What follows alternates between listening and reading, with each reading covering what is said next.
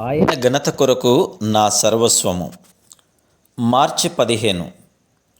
వ్యాకులత. వెంబడించువారు భయపడిరి. Marks వార్త 10:32. యేసుక్రీస్తుతో మనం జీవించడం మొదలుపెట్టినప్పుడు ఆయన ఎలా వెంబడించాలో అంతా మనకు తెలుసుకుంటాం. అన్నీ విడిచిపెట్టి ఆయన పట్ల మనకెంత ప్రేమ ఉందో ప్రకటించడం ఆహ్లాదాన్ని ఇస్తుంది.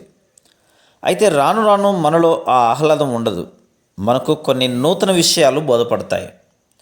యేసు మనకంటే చాలా ముందు నడుస్తున్నాడని, ఆయన గురించి తెలుసుకోవలసినవి ఎన్నో ఉన్నాయని గ్రహిస్తాం. యేసు వారికి ముందు నడుచుచుండగా వారు విస్మయముందిరి. మార్క్సు వార్త 10:32. యేసులో ఎటువంటి ప్రభావం ఉందంటే, ఆయన ఎవరి హృదయంలోకైనా సూటిగా చూడగలడు.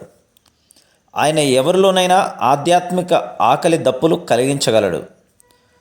చెకుముకి రాతి వంటి ముఖంతో వర్ణనాతీతుడైన యేసు నా ముందు నడవడం నాలో విస్మయం కలిగిస్తుంది. యెషయా గ్రంథం 50:7. ఆయనలో నాకు తెలియనివెన్నో ఉన్నాయి.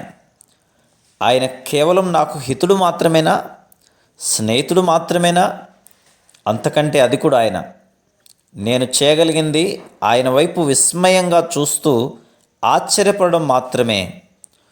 మొదట్లో ఆయన గురించి అంతా నాకు తెలుసు అనుకున్నాను.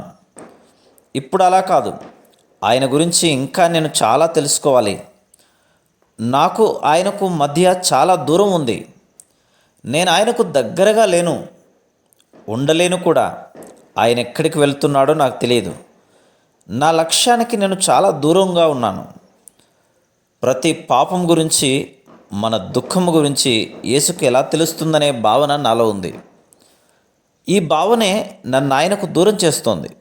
ఈ భావన మనలో లోతుగా పాతుకొని ఉన్నప్పుడు ఆయన గురించి మనకు నిజంగానే తెలియదు. యేసు స్వభావంలో కనీసం ఒక అంశాన్ని కూడా మనం గుర్తించలేం. ఆయన్ని ఎలా వెంబడించాలో కూడా మనకు తెలియదు. ఆయన మనకు దూరంగా ఉన్నాడని, ఆయనతో మనకు సన్నిహితత్వం లేదని భావిస్తూ ఉంటాం. శిష్యుడు వ్యాకులత గురించి తప్పక తెలుసుకోవాలి. మనకు తెలియకుండానే మనం ప్రమాదంలో పడుతున్నాం. మనలో యేసు పట్ల ఉన్న అత్యుత్సాహం దృఢంగా ఉండాలని, మనం గతంలో ఆయన పట్ల చూపిన విధేయతను, ఆయన కొరకు చేసిన త్యాగాల్ని మాటిమాటికి జ్ఞాపకం తెచ్చుకుంటున్నాం. యెషయా గ్రంథం 1:10-11 చూడండి. అయితే వ్యాకులత నిన్ను ఆవరించినప్పుడు అది తొలగిపోయే వరకు ఓపిక పట్టు. వ్యాకులతను సహించినప్పుడు మాత్రమే యేసును నిజంగా వెంబడించే శక్తి నీలో ఉంది. ఈ శక్తి నీకు మాటల్లో చెప్పలేని అద్భుతమైన సంతోషాన్ని ఇస్తుంది.